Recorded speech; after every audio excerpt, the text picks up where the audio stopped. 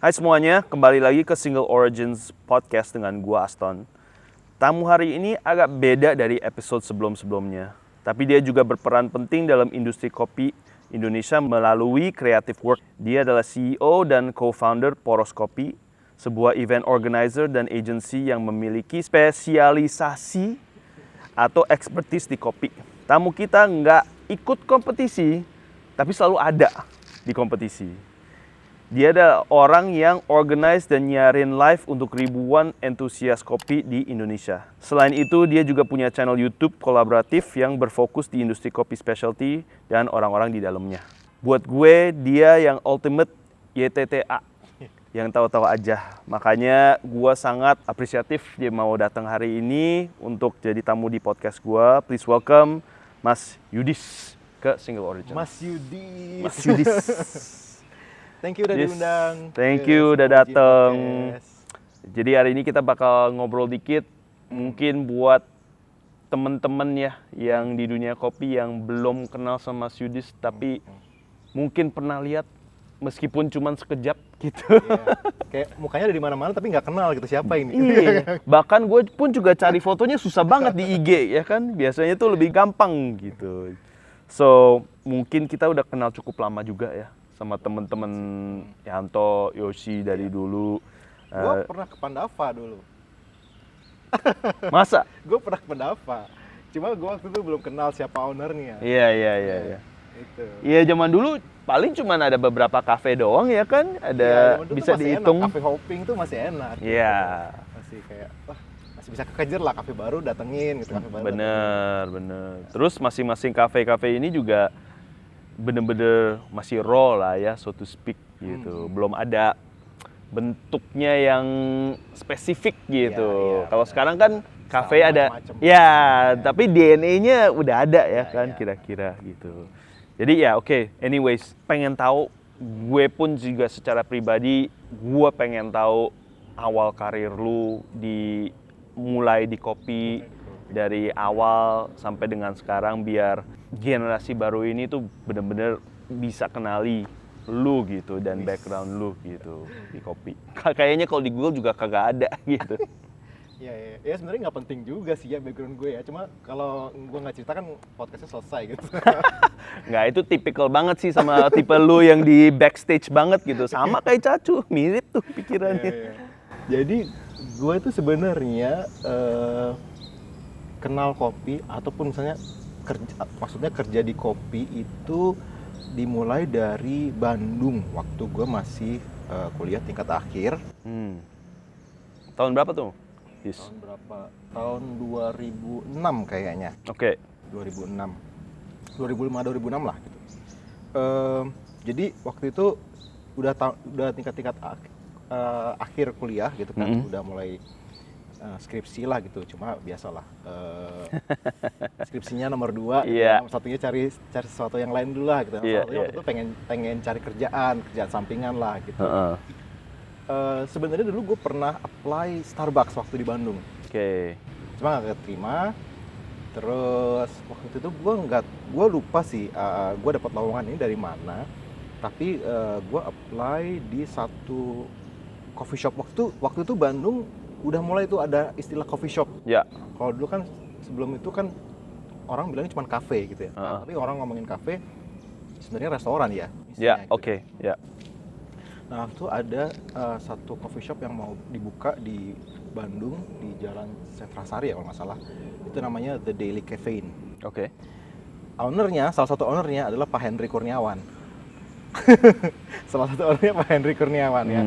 Ya, you know lah gitu ya, dia senior lah di specialty coffee di Indonesia lah gitu.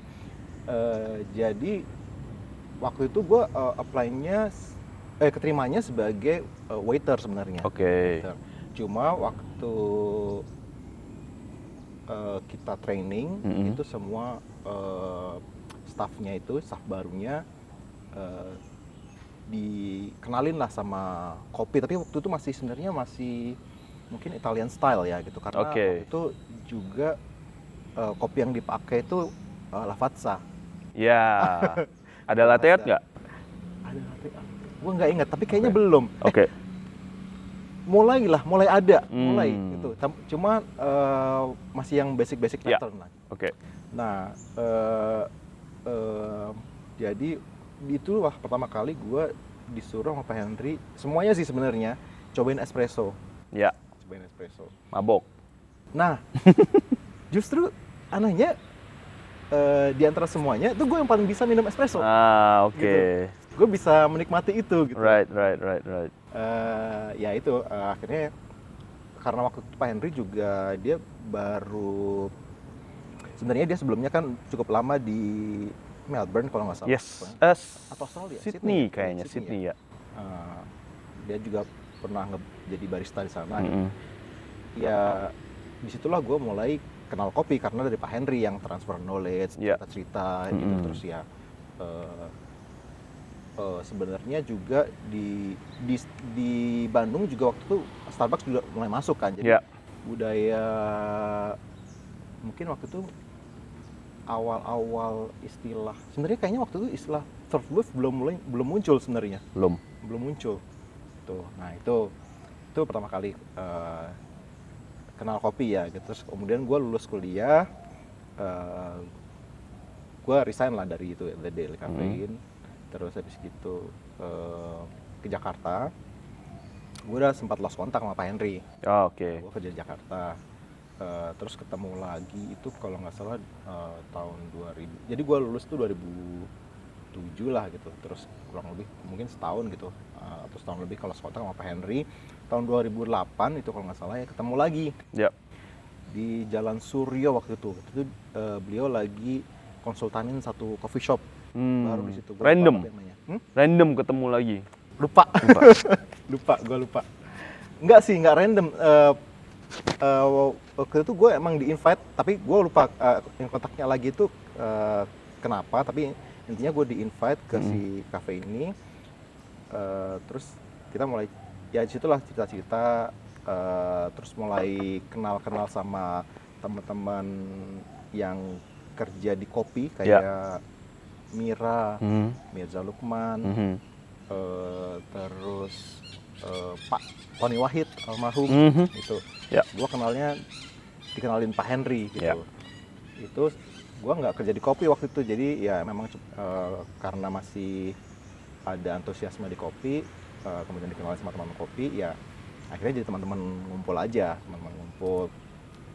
Nah, kemudian singkat cerita, gue tuh mulai kerja lagi di kopi atau dapat penghasilan dari pekerjaan di bidang kopi itu tahun 2000, mungkin 2014 apa 2015 ya, atau 2016 gue lupa. Tapi intinya waktu itu gue diajak join ke ABCD Coffee. Jadi kan ABCD Coffee waktu itu awal mulanya di Santa ya, 2014. Yes. 2014 nggak salah ya. Yes. Masih di pasar kan? Iya. Terus kemudian dia jalan beberapa waktu. Kemudian, udah sebelum itu sih. Sebelum itu ya? Iya. Pokoknya dari waktu itu dia di-invest. 2014-an ya, 14-an ya kalau nggak salah. Di-invest, pindah ke Menteng. Iya. Cuman Mentengnya waktu itu proyeknya belum jalan-jalan, proyek renovasinya belum jalan-jalan, sampai kemudian gue diajak join sama Pak Henry. Sebagai? Apa ya bilangnya? Gue sih nyebutnya operation manager sih gitu. Cuma sebenarnya ngurusnya lumayan banyak gitu. Iya. Iya. Intinya sih akhirnya pas gue join, gue dikasih tugas pokoknya ngeberesin si renovasinya itu sampai jadi, sampai dapat sertifikasi dari apa tuh namanya? SCA Certified Lab. Gitu. Nah, nggak lama sih gue di ABCD itu mungkin 1,5 atau 2 tahun lah gitu. Nah ini belum masuk kompetisi IO gitu belum. sama Oke. Udah. Nah. Makanya gue bilang kayaknya Yoshi udah kompetisi sebelum itu deh. Nah, gue masuk, kalau ngomongin soal terlibat di kompetisi itu waktu lahirnya Barista Guild Indonesia. Yes, BGI. Itu tahun berapa ya? 2016 kali ya? Lupa gue. 2000, ya mungkin sekitar situ sih. Kayaknya. 15, 16 deh. Iya. Waktu Yoshi masih his repeat lah. Intinya gue dijeblosin tuh. Gue kan cuma dengar, jadi waktu itu sebelumnya gue dengar dari beberapa teman kayak Ojan Goni Coffee, cerita-cerita kalau waktu ada ketidakpuasan lah terhadap kepengurusan SCI yang waktu itu yang kurang memperhatikan di sisi hilirnya gitu kan. Kompetisi waktu itu ada beberapa isu lah gitu waktu di manage sama pengurus SCI yang waktu itu gitu. Terus tapi of course sebelumnya lu nggak ada pengalaman di bidang organizational things, events kan? Nyemplung organisasi SCI pun enggak gitu kan. Jadi gue cuman karena sering waktu karena coffee shop cuma dikit, terus kan gue sering keliling-keliling, jadi kenal gitu kan, jadi ngobrol-ngobrol kayak gitu. Nah, gue dengar waktu itu mau dibentuk Barista Guild. Nah, first meetingnya kalau nggak salah di Saint Ali.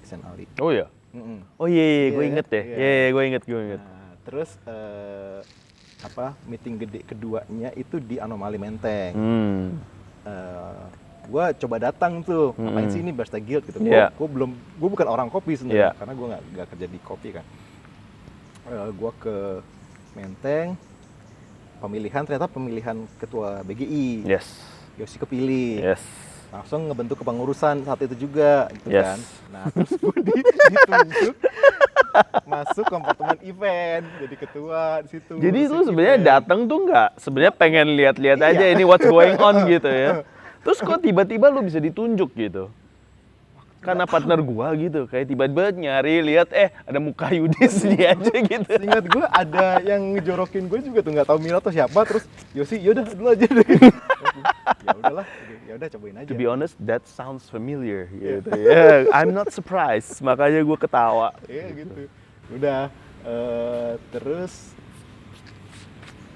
gitu. Akhirnya gitu. Kemudian kalau ngomongin event di situlah kemudian ngurusin project awalnya. Sorry, waktu lu ditunjuk dan lu dengan pasti agak blank gitu ya, seneng atau sedih? Atau bener-bener karena gini aja sih, kalau gue pikir gue juga nyebur ini banyak teman-teman juga yang akan bantuin juga gitu. Karena waktu itu masih kayak solid banget gitu loh. Iya sih. Kayak kita punya common enemy gitu loh. Iya, bener. Iya sih. Gitu loh. Jadi ya udah akhirnya lu masih positive thinking lah ya. Iya. Ya udah. Memang sebelum kemudian BGI handle event kompetisi nasional pertama itu, sebelumnya gue sempat diminta bantuan sebenarnya kayak Pak Henry waktu itu minta bantuan gue untuk manage Indonesia Aeropress Championship yang pertama. Cuma itu kan ya sebenarnya small event lah gitu. Iya. Tuh. Nah, tapi maybe the beginning of the competition type of format kali ya. Iya, itu pertama kalinya mungkin ya gue nyemplung untuk ngurusin event kompetisi kopi itu Indonesia Aeropress Championship. Yang pertama. Terus ya kemudian yang itu tadi kalau ngomongin event, tapi kemudian kalau misalnya abis dari ABCD tadi, karir kopi gue adalah gue diajak Yosi nyemplung di Jago gitu 2018 akhir. Ya udah akhirnya setelah itu ya bisa dibilang ya sekarang gue orang kopi karena gue pekerjaannya dapat duitnya dari industri ini gitu. Gitu. Tapi ya selama lo ambil bisa dibilang kayak active role ya di masing-masing bisnis atau apa, emang lo masih running event sama kompetisi kan? Iya gitu. benar. Jadi itu lebih, jadi sebenarnya lo running event sama kompetisi karena waktu itu kan karena gue masuk di kepengurusan Barista Guild kan, jadi emang gue punya responsibility. Nah, itu kan emang Barista Guild diminta untuk running national competition-nya. Jadi lebih karena itu. Tapi dari sana ya itu sebenarnya masih bisa dibilang agak side job juga nggak sih gitu? Atau lebih ke dual profession? Side job sebenarnya nggak juga. Oke. Kita semua yang terlibat untuk ngerjain kompetisi nggak ada yang dibayar sama sekali. Ya makanya. gitu. Ya bukan job sih lah ya, lebih ke volunteer lah ya. Volunteer, iya, benar-benar. Ya, of course, karena emang it's a social community, so organization yang emang bisa dibilang non-profit kan seharusnya gitu. I understand. Gitu, ya. Berbeda dengan posisi sekarang ya benar-benar ya profesional. Gua jadi vendor lah. Gitu. Ya, ya make sense juga ya, maksudnya dari semua yang punya pengalaman ya karena lu juga dari awal gitu. Nah, obviously lu udah banyak nge-handle different competitions and events ya kan. Pasti cerita lu juga mungkin 10 podcast kali ya. Ada nggak sih secara manajemennya yang berbeda jauh dari dulu sampai sekarang gitu?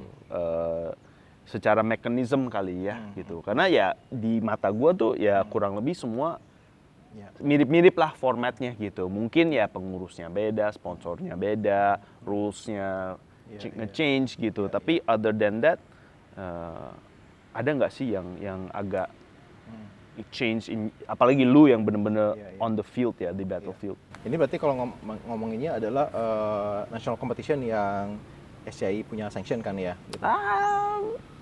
Karena kalau kayak sekarang ngomongin poroskopi, kita juga sekarang lumayan banyak ngebantu event-event kompetisi yang sebenarnya itu merupakan brand activation. Right. Tapi kalau misalnya ngomongin SCI sendiri, ini kalau tarik mundur dari zaman Barista Guild yang waktu itu dipercaya SCI untuk ngejalanin kompetisinya sampai kemudian sekarang kepengurusan yang sekarang. Sebenarnya perbedaannya adalah ya waktu zaman Barista Guild itu memang semuanya voluntarily. Yes. Benar-benar nggak ada yang dibayar. Mau pengurus, mau juri, mau even yang krunya gitu, kru kompetisinya itu juga cuman mereka kebanggaannya dikasih t-shirt. Gitu. Karena memang biaya untuk running the competitions-nya itu gede sih, gede gitu. Jadi bahkan tanpa membayar pihak-pihak yang terlibat itu pun itu operasional itu udah gede banget. Apalagi waktu itu kan 3 ya, kita ngadain minimal 3 tuh. Dalam artian regional barat, regional timur, baru nasional. Gitu kan. Kemudian nggak ada, maksudnya supportnya benar-benar ya cuma dari sponsor yang kita harus cari gitu. Jadi itu kemudian makin kesini terutama ya perbedaan jauhnya adalah di masa kepengurusannya Daryanto gitu ya. Itu di awal memang masih bentuknya memang dihandle sama internal SCI nih. Para pengurusnya. Gue nggak terlibat, gue absen tuh di 2020, 2021 tuh gue nggak terlibat sama sekali. Jadi gue nggak tahu di dalamnya tuh kepengelolaannya seperti apa. Changesnya apa ya? Cuma gue waktu 2022 akhir tuh sempat diajak sama Om Aang yang memang waktu itu 2020 sampai 2022 tuh jadi ketuanya lah gitu. Nah di 2022 ini ada sesuatu yang berbeda gitu. Walaupun waktu itu gue tuh waktu itu hanya diminta untuk bantuin satu kompetisi doang nih, Indonesia Barista Championship. Sebagai deputy lah, deputy untuk ngurusin yang IBC-nya. Ketuanya tuh Om Aang. Nah waktu 2022 ini ada sesuatu yang beda, di mana Om Aang itu dia kan aktif di NOC ya.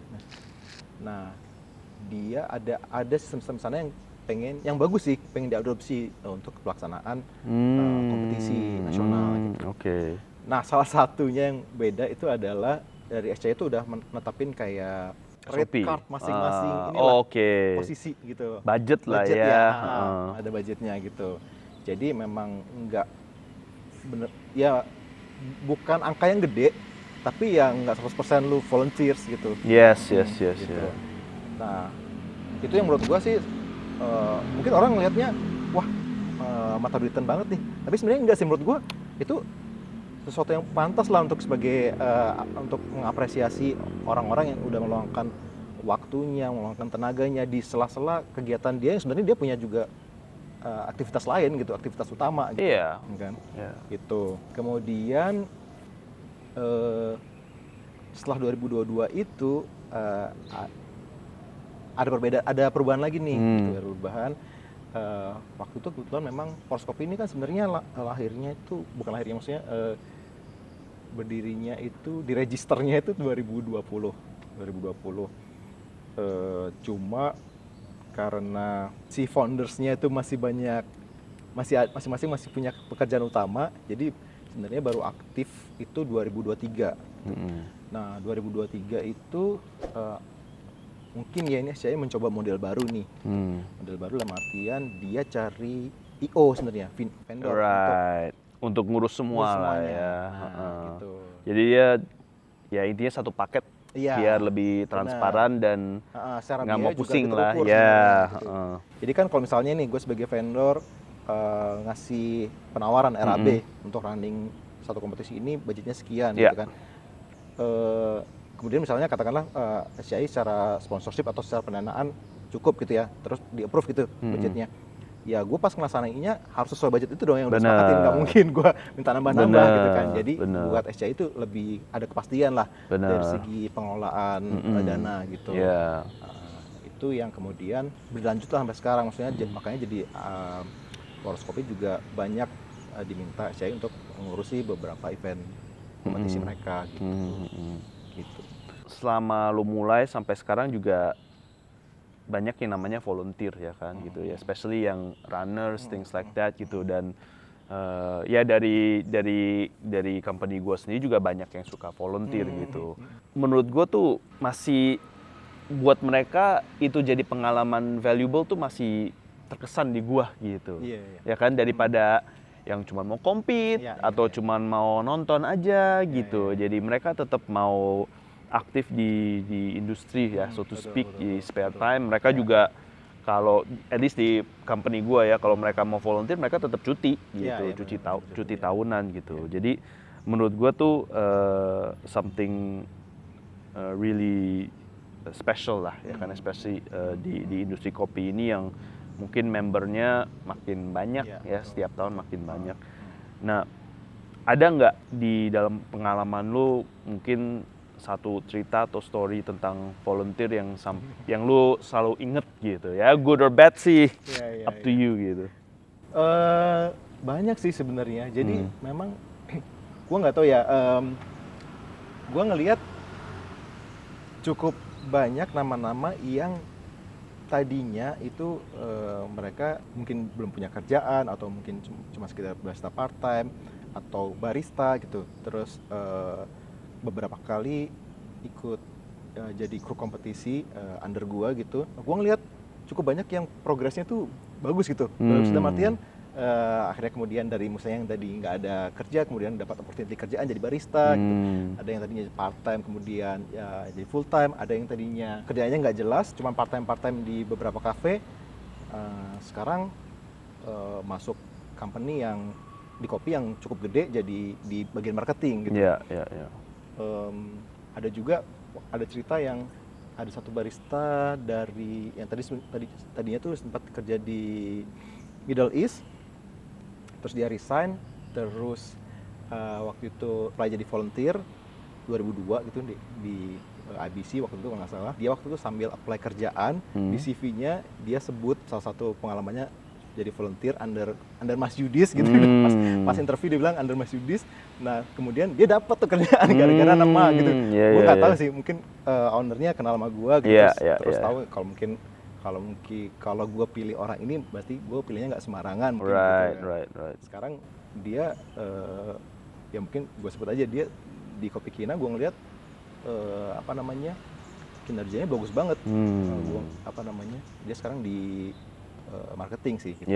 Kalau gue lihat sih banyak yang ya mungkin yang gue inget tuh justru yang bagus-bagusnya, karena kalau yang nggak bagusnya gue nggak tahu progresnya gimana, pasti hilang gitu kan. Tapi banyak yang dari volunteers itu mereka punya karir jadi beda banget dari waktu awal jadi volunteer sama gue gitu.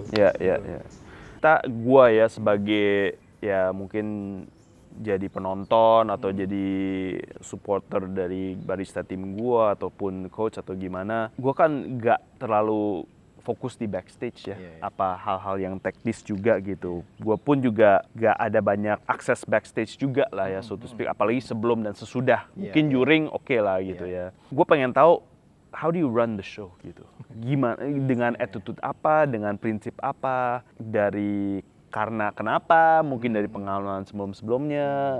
Misalnya gue jadi volunteer nih, terus you run the show. Apa sih ekspektasi lu gitu? Mungkin kalau gue nggak tahu ya.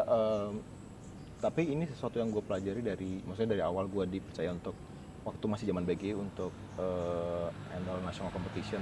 Sebenarnya waktu awal tuh yang waktu BGI pertama kali manage national competition itu ketuanya Cindy. Ketuanya Cindy Smith. Gue waktu itu diminta untuk urusin operationnya sebenarnya. Emang dari dulu gue banyakan urusin operation sih memang. Ini yang gue juga pelajari ya, maksudnya bagaimana gue ngerjain event gitu supaya rapih gitu. Gue memang selalu ngeplan tuh detail banget gitu. Mungkin kalau yang pernah gue ajak jadi deputy gitu, gue share worksheet gue gitu. Jadi setiap event tuh gue bikin worksheet yang buat project management lah. Yes. Gitu. Detail banget lah, mulai dari budgeting sampai timeline. Gitu. Itu ngebantu gue untuk kerja sesuai deadline, sesuai untuk supaya kualitasnya bagus kayak gitu-gitu. Nah, tapi kalau di lapangan gue sangat terbantu dengan teman-teman yang emang gue pilih untuk key person lah. Gue juga nggak sanggup untuk handle semuanya sendiri gitu. Tapi ya untuk milih orang-orang ini memang gue jarang banget sih yang kayak baru pertama kali volunteer, terus kemudian gue minta dia jadi ngebantuin gue di posisi yang penting gitu. Ya, pasti yang kayak udah beberapa kali gitu, atau kalau nggak pernah kerja sama gue di mana gitu, gitu. Kalau secara attitude ya pegangan gue sih cuma lu kalau mau kerja bareng gue jadi kru kompetisi atau jadi volunteer ya sama lu harus mau kerja apa aja. Yang kedua nggak boleh ngaret gue bilang, karena kalau nggak dua itu dipegang teguh ya udah sih selesai, pasti kacau. Kalau mungkin lu nanya-nanya sama teman-teman yang pernah compete atau teman-teman yang pernah jadi volunteer bareng gue, pasti on time gitu. Gue berusaha selalu on time, tapi kan kadang-kadang memang suka ada whatever lah ya. Tapi on time tuh sesuatu yang gue berusaha pegang terus gitu. Karena kalau menurut gue sih di situ gue punya tamu dalam artian gue punya kompetitor tuh tamu gue, juri itu tamu gue.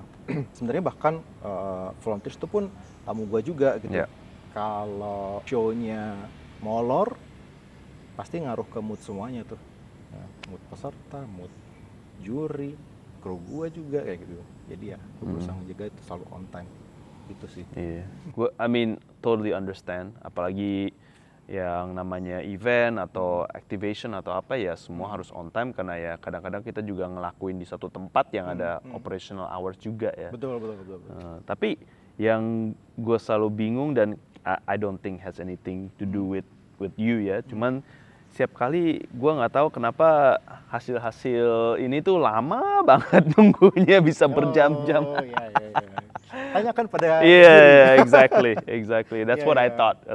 Karena biasanya acaranya tuh pasti cukup on time lah. I mean, gue inget zaman dulu ada aja yang ada for specific reason ada yang ngaret juga gitu. Tapi ngaretnya nggak sampai berapa lama atau gimana gitu. Jadi ya kalau ngomongin kompetisi ya, terutama kompetisi nasional yang ada jurinya, itu memang salah satu tantangannya adalah gimana juga caranya ngajak juri ini juga bisa on time. Bener. Karena gini, juri juga, maksudnya masing-masing juri itu punya jam terbang yang berbeda, terus punya kemampuan juga, tingkat kemampuan yang juga bisa berbeda-beda gitu kan.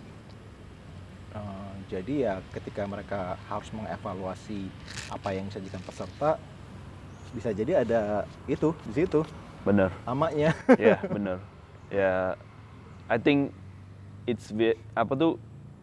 sangat gampang untuk asumsi ya. Lu tahu juri tuh kayak gimana gitu. Cuman ya dari head judge aja atau rep-repnya tuh attitude-nya banyak yang beda, how they do things. Betul, ya kan. Betul. Jadi ya something yang di luar kontrol kita ya, kecuali emang udah biasa dengan head judge ini, udah tau lah dia punya proses tuh kayak gimana, dia punya ini kayak gimana.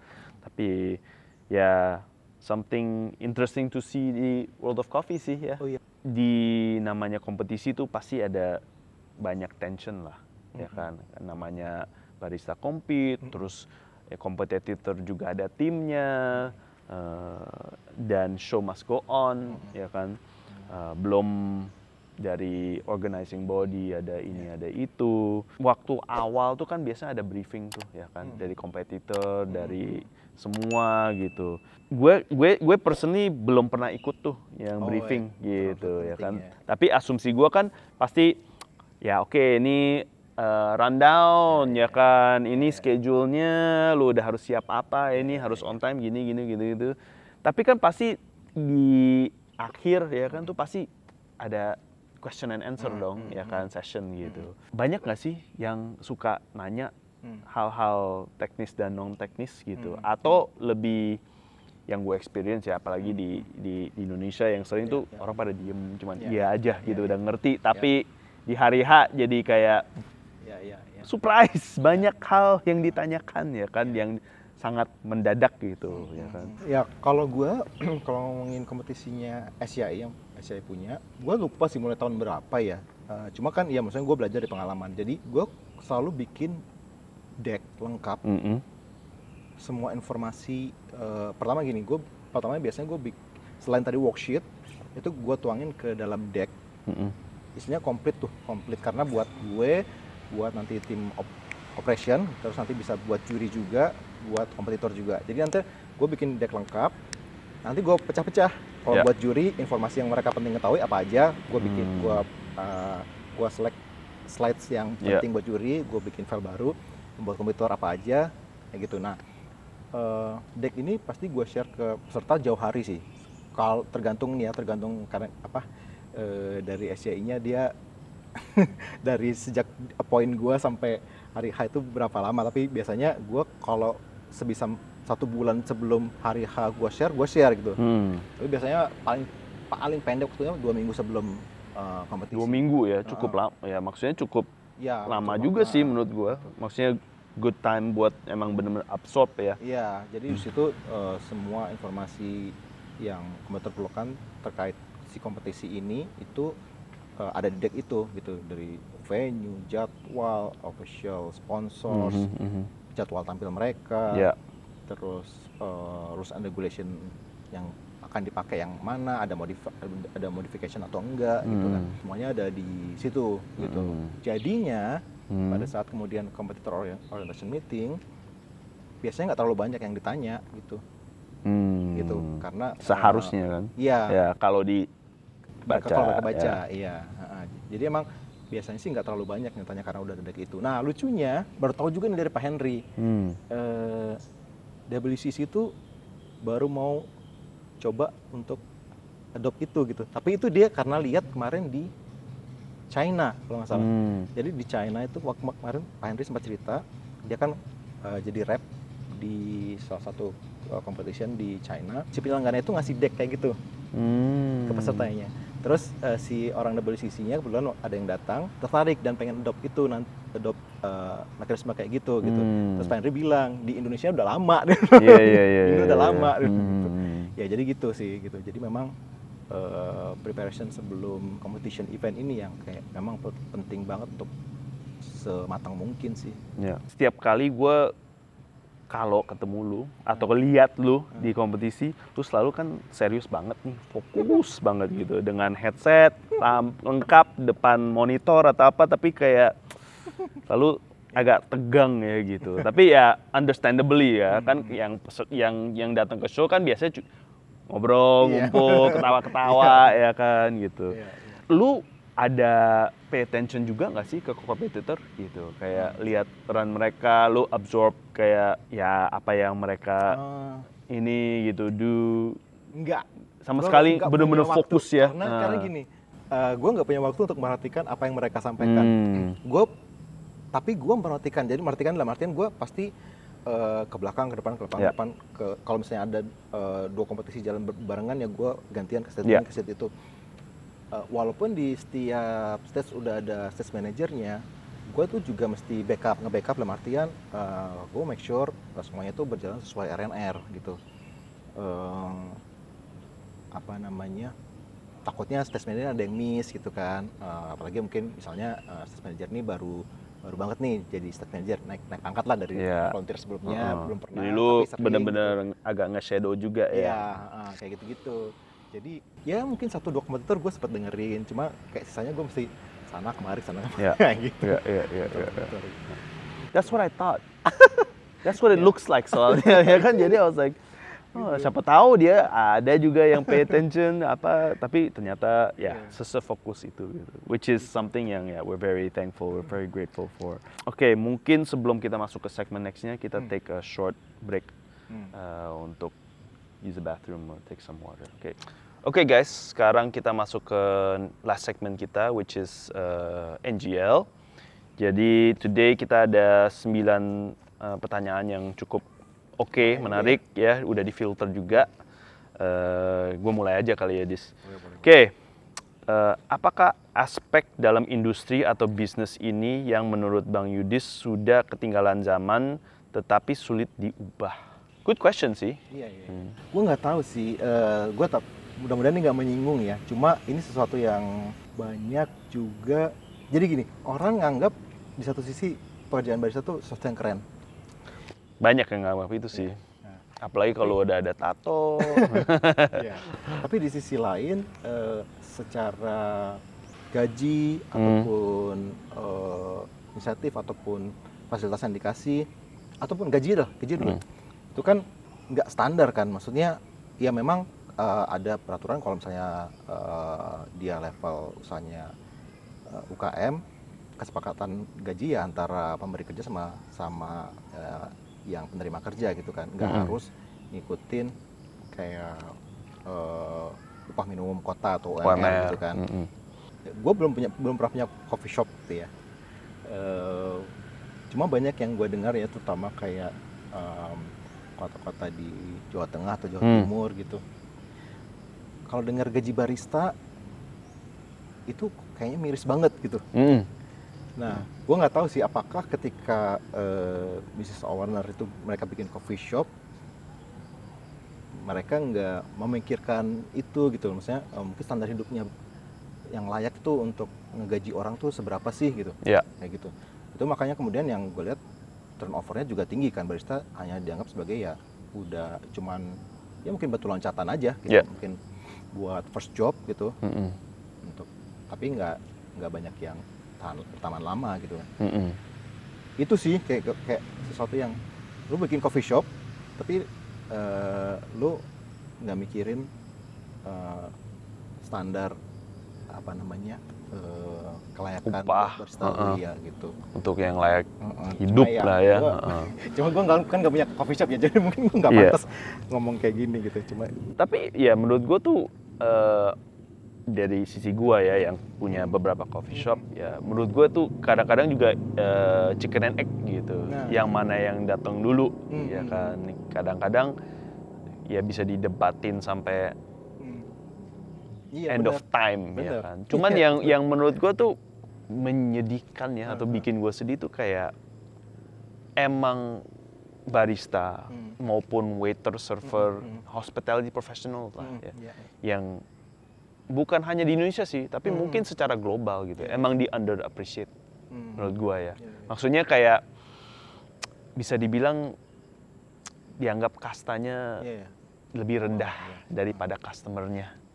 Ya kan, itu yang menurut gue ada kontribusi faktor untuk this problem. Ada ya, jadi lu udah kayak agak ada bias atau pemikiran, oh ini kasta yang lebih ini, jadi gue nggak harus upahin segede itu gitu atau sestandar itu gitu. Tapi itu menurut gue emang masalah industri kita secara global. Ya kan, belum apa-apa ya lu merasa kayak oh ini kerjaan orang yang gampang, siapa aja yang bisa kerjain, ya kan, which in a way there is truth. Cuman menurut gue yang banyak orang nggak bisa yang susah menilai itu antara barista yang biasa aja dan barista yang jago atau yang bagus, ya kan. Dan banyak orang itu lebih banyak menilai secara technical skill.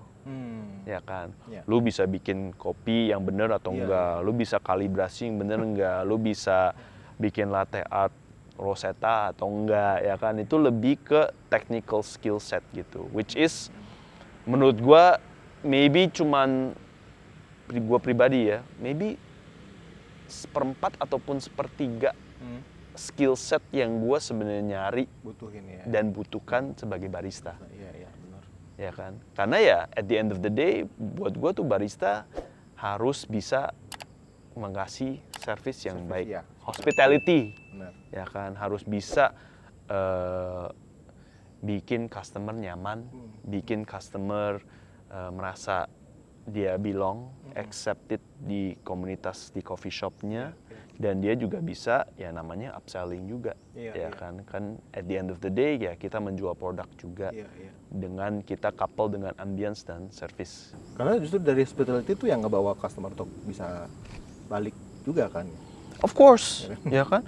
Kalau kita nggak ada customer yang repeat ya, cafe pasti ambruk gitu, bisnis ambruk. Jadi menurut gue tuh emang banyak misconception dari sisi business owner dan dari sisi barista atau pekerja gitu.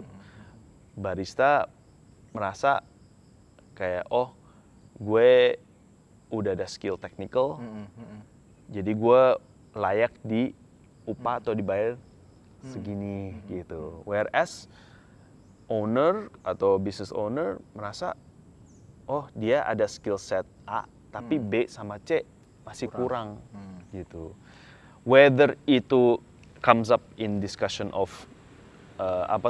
UMR atau minimum upah atau layak hidup atau upah layak hidup, ya menurut gue tuh ya tetap chicken and egg juga. Tapi ini menurut gue it's a global thing.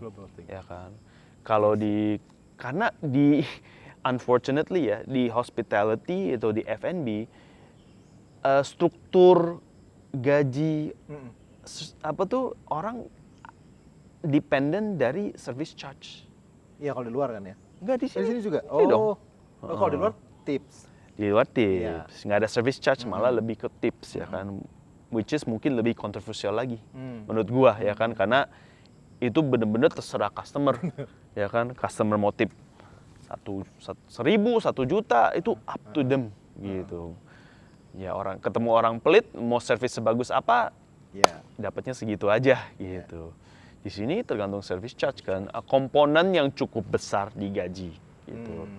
Sebenarnya gaji pokok mereka emang ada fix berapa, terus sebagian besar sisanya tuh dari service charge. Jadi depends on performance toko ya kan gitu. Benar. Itu depan dan belakang tuh.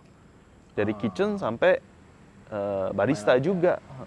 Jadi makanya menurut aku sistem ini juga bikin gak balance juga gitu. Jadi ya business owner juga bisa misalnya barista atau staff bisa komplain kenapa gua nggak bisa dapat UMR ya kan gitu. Terus business owner juga bisa, ya lu nggak jual cukup ya service charge lu nggak ini, kalau lu menjual sini lu bisa dapat tuh UMR. Ya gitu aja. Back and forth gitu ya kan.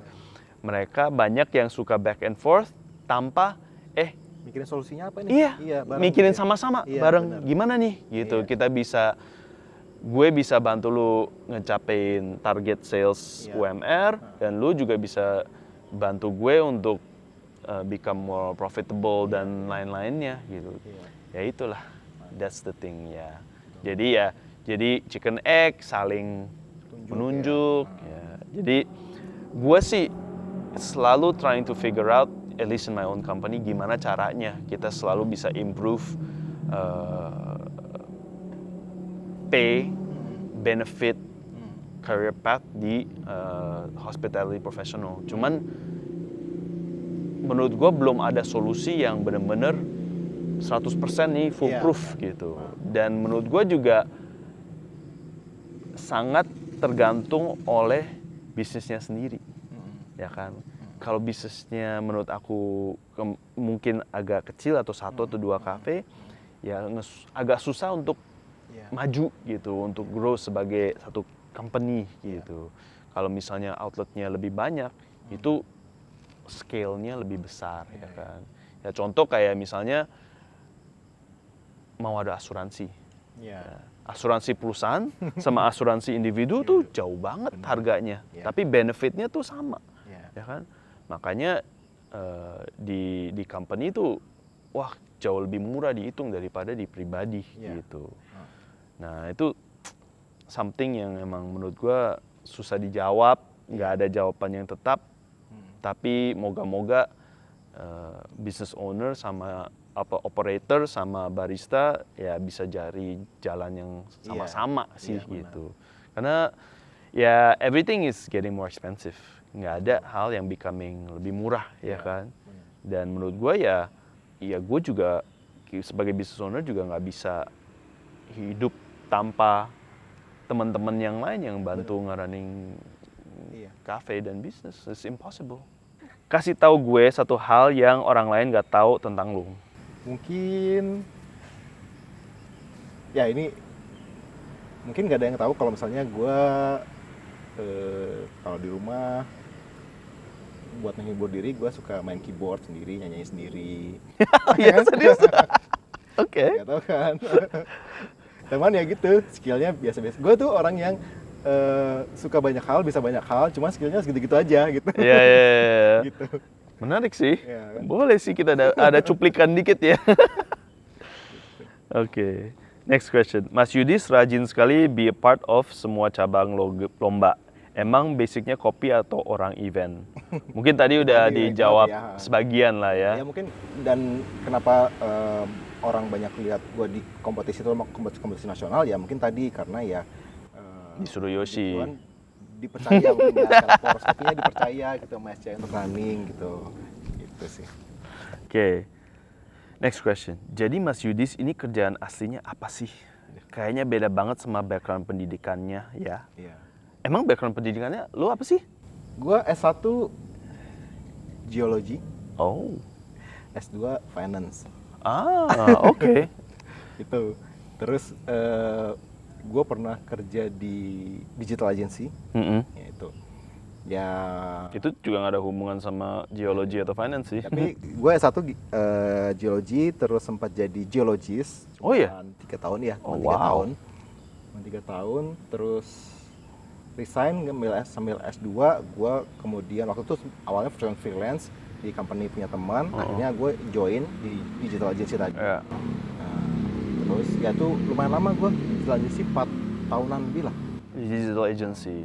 Itu juga zaman dulu dong ya? Iya, awal-awal. Belum segila ini kan digital. Ya, wow. Baru mulai awal-awal. Iya. Oke. Now we know. Oke. Mas Yudis lebih suka espresso based atau filter based coffee? Terus kopi apa yang paling berkesan? Bisa dibilang espresso based sih, karena gini, kalau ngopi filter itu kopi yang nikmatinya tuh secara waktu cukup lama gitu, untuk ngabisin gitu. Yeah. Sedangkan pagi itu biasanya ya biasa kan pagi kan banyak aktivitas yang harus dilakuin, jadi ya udah aku pagi itu sukanya kalau di rumah gue bikinnya piccolo, tapi kalau lagi di luar kerja di cafe gue mintanya latte, hot latte gitu. Beda banget. Beda banget. Beda banget karena gue jarang nemu piccolo di cafe itu yang enak. Gitu. Kalau latte itu lebih aman aja gitu. Ya pastilah isinya susu banyak kan. Iya gitu. Jadi kalau itu biasanya suka jarang lah gue nemu yang enak lah. Kenapa tuh? Gak tahu. Cuma dari strength-nya atau balance-nya? Balance-nya. Ya biasanya lebih bitternya itu. Iya. Tapi lu nyari bitternya atau lu nyari balance-nya? Oke. Iya. Jadi jarang banget. Terutama kan mungkin yang Bintaro ya, gue kan aktivitasnya banyak di Bintaro itu. Gue belum nemu sih piccolo yang cocok gitu. Lebih aman latte kayaknya lebih aman. Iya sih. Gitu. Tapi kalau lu bikin piccolo di rumah, single shot atau full shot atau ristretto? Full shot atau ristretto? Full shot. Oh, iya single. Single? Enggak. Bentar. Terus gue jadi lupa definisi. Ristretto itu kebanyakan di belakang monitor ya. Ristretto kan berarti intinya rasionya 1:1 gitu. Ya. Kalau biasanya espresso kan 1:2 gitu. 1:1 ya. Jadi lu cut short kan. Oke, jadi emang lebih intens. Cool. Kopi yang paling berkesan. Gue tuh jeleknya adalah ini kayak sama kayak gue suka lagu tapi gue nggak tahu judulnya apa. Gitu. Jadi gue nggak pernah inget tuh. Gue minum kopi enak, habis gitu nanya nih originnya apa atau siapa prosesornya, habis itu gue lupa gitu. Terus? Iya. Nggak berkesan dong? Karena gue gampang lupa. Oh, Jadi oke. gue gampang lupa nama orang. Makanya lu bikin deck yang benar-benar sedetail mungkin ya. Ya ngerti sih gue sekarang. Gue gampang lupa nama judul lagu, si kopi ini juga gampang lupa. Jadi gue kayak gitu sih. Gitu. Jadi tapi kalau ngomongin kopi single origin yang paling ini, tapi maksudnya bukan akhir-akhir ini gue nikmatin, kayak udah lama. Oh iya. Si Floresnya Tuang Coffee sih, gampang ingetnya itulah gitu kalau ngomongin kopi yang apa namanya flavorful gitu. Oh ya, definitely lots of flavor. Filter atau Spro? Filter iya, Spro iya gitu. Okay, next. Nah, olahraga favoritnya apa? Olahraga gue nggak pernah olahraga. Nggak pernah olahraga. Gue di rumah, ya gue sebenarnya bisa dibilang nggak pernah olahraga sih. Zero ya? Gue paling ke rumah kalau lagi inget gue ya pull up aja gitu. Itu kalau lagi inget.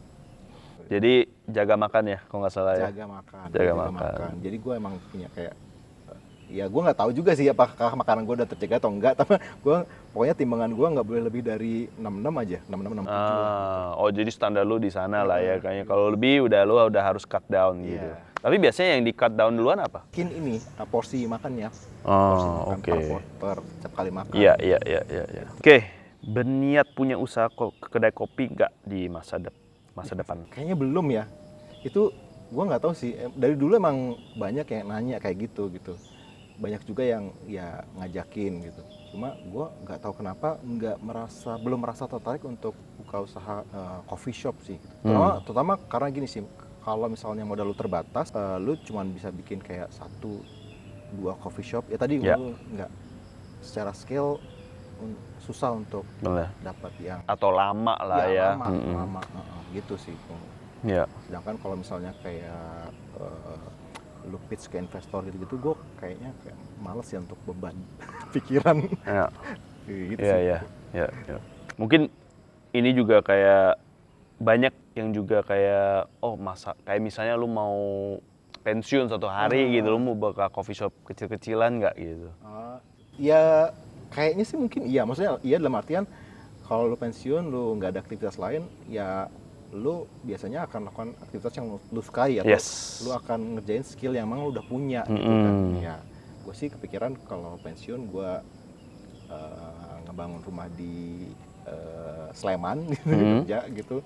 Terus ya buat ngisi waktu ya bisa aja gue ngerus, buka warung sendiri, ngerus sendiri, sajiin sendiri, ya kayak gitu-gitu doang sih. Okay, last two. Mas Yudis, what drives you in this industry? By the way, God bless you dari aku yang pernah jadi volunteer di bawah pimpinanmu. Mantap. What drives me? Sebenarnya kalau dari segi industrinya atau komunitasnya tuh gue suka banget ya. Gue suka dalam artian gue tuh bersentuhan dengan komunitas kopi specialty ya, terutama tuh dari 2008 tadi ya, mungkin 2008-2009 lah ketemu Mira, Mirza, Adi Taro, Pak Tony. Itu bahkan sampai sekarang itu apa ya, kalau ketemu itu ada kayak macam keluarga, padahal bukan gitu. Maksudnya kayak ngobrol-ngobrol, sharing, terus ada sesuatu yang gue kayak lu kayak ini, makin berumur tuh biasanya temannya kan makin dikit ya. Benar. Gitu kan? Nah, gue ngerasa di kopi ini lu walaupun kayak kompetitor gitu ya, cuma kalau udah kumpul atau lu butuh bantuan, butuh support itu kayaknya gampang aja gitu, hangat lah ininya, apa namanya, suasananya gitu di dalam. Ya namanya konflik pasti ada lah gitu, cuma bukan sesuatu yang terus-terusan ada gitu, dan bukan sesuatu yang nggak bisa diselesaikan gitu. Itu satu hal gitu. Terus yang kedua ya karena mungkin sejak 2016 memang kecemplung gitu ya, akhirnya harus cari penghasilan di kopi ya. Gue pikir saat ini ya gue nggak punya pilihan lain gitu. Kalau gue mau nyebrang ke industri lain, gue harus belajar lagi, gitu kan, kenalan lagi gitu, network lagi ya kan. Gitu. Nah, sekarang gue kekuatan gue, network gue ada di sini ya kenapa enggak gue fokus di sini aja. True. Udah lewat umur apa ya, not many, lu nggak bisa nikung-nikung lagi, apalagi udah punya istri, anak, udah deh. Okay, last question, very good one. Apa sih perasaan Yudis setiap ngurusin kompetisi dan event-event kopi? Ada nggak pesan-pesan buat orang yang sukanya komplain dan drama, tapi nggak mau bantu ngurusin acara? Setiap kompetisi atau acara kopi banyak banget drama, tapi Yudis masih segitunya peduli dan mau banget ngurusin semua. Semangat Yudis. Wah. Sebenarnya kalau misalnya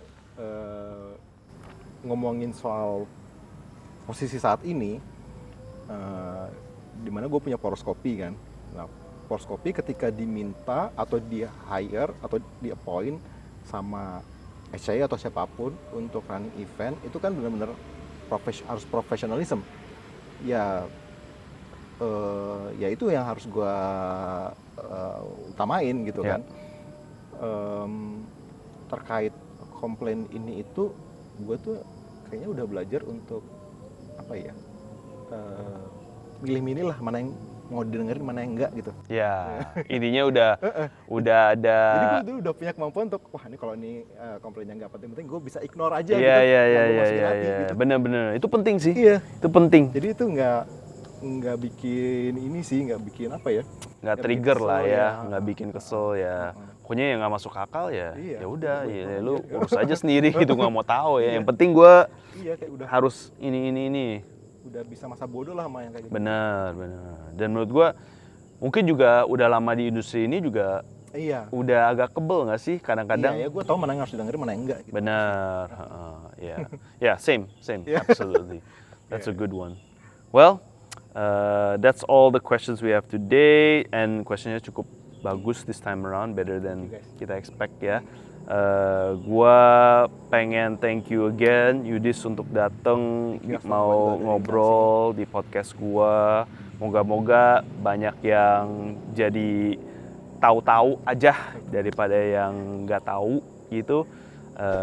I wanna thank you for my team, my creative director, buat support untuk produksi this episode juga. Hopefully next guest will be as fun as this one too. Thank you so much. Thank you guys. Ketemu di kompetisi selanjutnya.